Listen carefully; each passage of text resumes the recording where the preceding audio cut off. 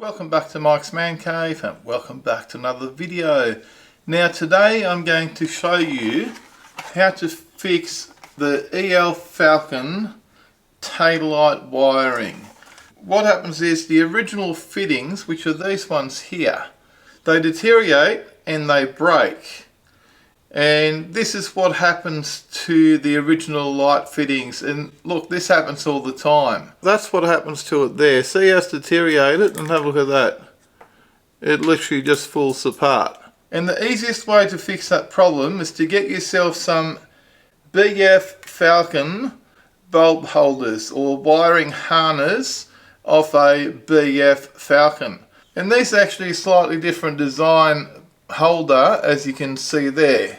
They don't look the same as these ones, okay? They definitely look different, but they do fit your EL taillights perfectly. I believe different series Falcons will have a different plug. I might be wrong on that. I have come across some that had a different plug on them. I used the original EL Falcon plug and seal, and I cut the original bulb holders off, and then I solder these ones on. You can see where I've joined these together, and the same here. You can see the joints right there.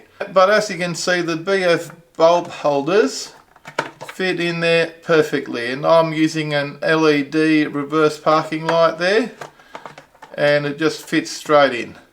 Same with your brake light and tail light, and same with your indicator.